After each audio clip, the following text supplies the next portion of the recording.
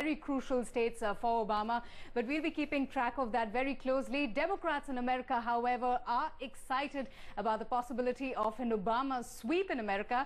And headline today, Rahul Kaval caught up with two of the senior-most leaders of the Democratic Party. In fact, this is an exclusive interview with Nancy Pelosi. She's the Speaker of the House there in the U.S. Congress. And Chris Van Hollen, he's the chairman of the Democrat Congressional Campaign Party. This is a Headlines Today exclusive. We are privileged to have with us right now the highest-ranking woman in the history of American politics, the Speaker of the U.S. House of Representatives. Nancy Pelosi is with us, ma'am. Thank you so much.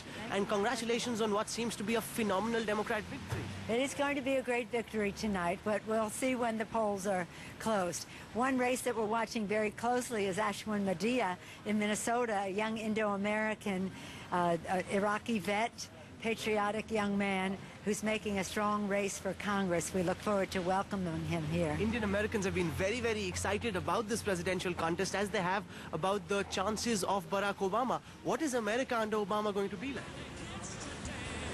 Barack Obama, the President of the United States. It's going to be a new day for our country, both inside of our country and in our leadership role in the world. But first we have to win the election, and I have to get back to work to do that, but I'm pleased to welcome you here. What about the relationship with India? Where do you see the India relationship with America? Well, you know that U.S.-India relationship is a very important one, I think, to both of our countries. That's why I was so pleased to work on the U.S.-India nuclear treaty as a sign of our friendship.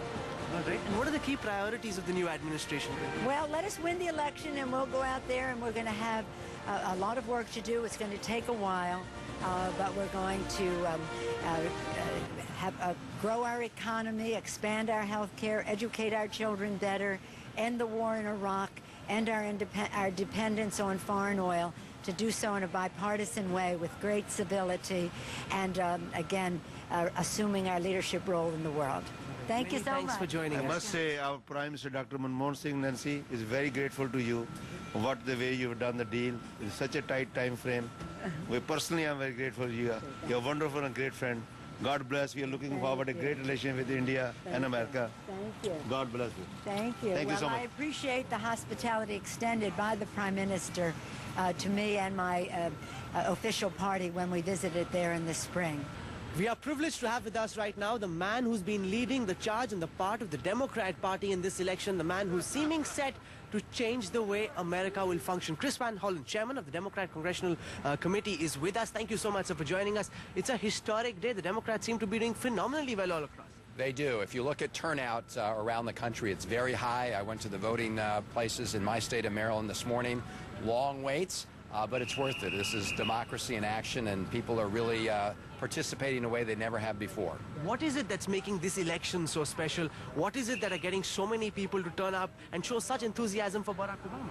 Well, people are tired of the last 8 years, George Bush, on the economy, as well as his foreign policy. And they think that, and rightly so, that Barack Obama will help change direction, both here at home, help get the economy moving again, try and provide universal health care, and restore American credibility overseas and our moral authority overseas. And that is what he brings, both here at home and internationally. So what are the new priorities of this new government going to be like? What's top of the agenda? Well, number one is going to be to get our economy moving again. We'll have an economic recovery plan to try and make sure we boost economic activity, get people back to work. This economy has lost more than 659,000 jobs since January, and so we need to get that going right away. But also, I hope he will engage the international community on big challenges we face, on climate change, on other issues that we face around the world, working with our partners in South Asia and other places around the globe. Let the relationship with India really go from here on. Well, look, you've got the two biggest democracies in the world. We've developed very strong relations, and I think it's time to even broaden them and deepen those relations as we go forward. There's a lot in common between the United States and India, and I've had the opportunity to spend a lot of time in India. I went to Kodaikanal School in Tamil Nadu. I spent 2 years there. My father was in the Foreign Service. He served in New Delhi and Calcutta. And so I'm looking forward to it. I'm also was born in Karachi and lived in Sri Lanka.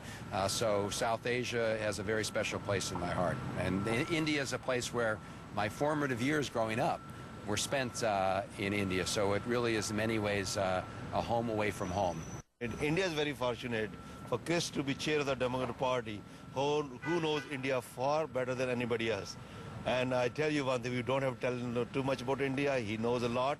He has education there, born in Pakistan. We are fortunate.